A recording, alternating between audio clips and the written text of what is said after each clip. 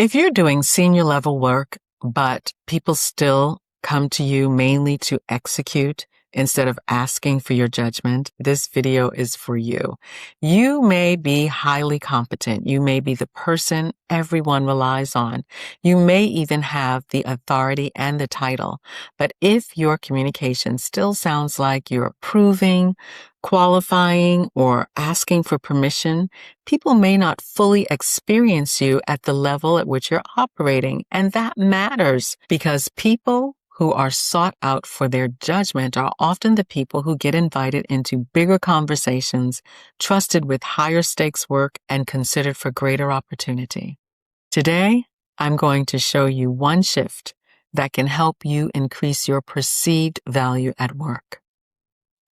Stop communicating from proof and start communicating from position. Hi, I'm Kim Welcome, and for 18 years, I've worked at the intersection of communication, identity, and leadership, helping professionals become more intentional about how they are experienced in the room. And one of the patterns that I see again and again is this: your professional value can increase faster than the way you communicate. Your responsibilities change, your expertise deepens, your authority grows. But some of the communication habits that helped you succeed earlier in your career may actually be hindering you at your current level. This channel is for women who want to increase their perceived value at work by communicating in ways that make their expertise, judgment, and leadership capacity even more recognizable. Because being competent is not always enough to be experienced as strategic. You can have authority and still unconsciously be giving some of that away. You can be respected for getting things done and still not sought out for your judgment. Here, we work on the communication habits and the identity underneath them that help you become more clearly seen, heard, and trusted at the level you already contribute. Because communication is the skill, identity is the power.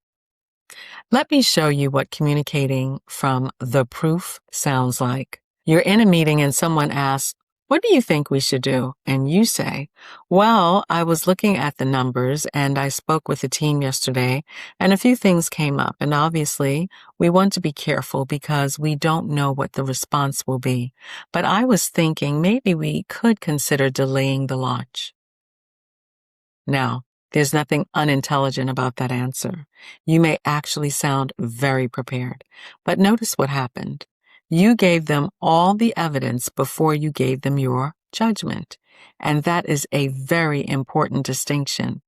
Because at more senior levels, people not only are listening for what you know, they are listening for how you think. They are listening for what you see. They want to know what you recommend, what you believe matters, and what you think should happen next. Your expertise does not automatically translate into perceived authority. Your communication has to make your judgment visible. So instead of this, "Well, I looked at the numbers," try this: "I recommend delaying the launch by 2 weeks. The numbers and the team's feedback suggest we're not ready. I'll have a revised timeline by Friday." Same woman, same expertise, same information. But now your judgment is visible immediately.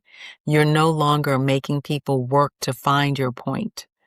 You are leading with it. And that is the shift I want you to practice. First, what is my position? I recommend we move forward. Or, I don't think this solves the problem. Or it could be, my concern is the timeline. Or, we need to revisit the budget. Then, why does it matter? Give the business reason. Not every detail you know, not every conversation you had, not every piece of evidence that proves you did your homework. They want to know you understand the business. Give them the information that supports the judgment. Then, what should happen next? I'll bring back revised options tomorrow. Or, my recommendation is that we pause before approving this. Or maybe, we need finance and operations aligned before we proceed. That is senior level communication. What do you think? Why does it matter? And what we should do. Now, here's the deeper part. A lot of women think they have a problem with being concise, and sometimes they don't. Sometimes they are simply trying to give proof, and the more important the room feels, the more they explain. Around their peers and their direct reports, they can say exactly what they think, but put them in front of executives, senior leadership, or someone they perceive as more powerful, and suddenly there's more background, more qualifying, more context, more evidence. Why? Because underneath the communication may be an old belief. I need to prove that I know what I'm talking about before I'm allowed to say what I think. And that belief may have served you earlier in your career. You may have had to prove yourself repeatedly. You may have learned that being useful, prepared, agreeable, and thorough helped you succeed. And yes, women, especially women of color, can also face very real credibility and authority biases at work. You cannot control every assumption someone brings into the room, but you can become much more intentional about the signals your communication sends. You can stop unintentionally reinforcing a lower value position, because there is a difference between being the person everyone trusts to get it done and being the person people seek out to decide what should be done. And that distinction matters. One gets you associated with execution, while the other gets you associated with judgment. And as your career advances, your communication needs to increasingly signal, I don't only know how to do the work, I know how to think about the work. I know what matters. I know what I recommend. That is how expertise becomes more legible. This is how you begin to increase your perceived value. So in your next meeting, before you answer a question, ask yourself 3 things. What do I think? Why does it matter? And what should we do next? Then say that.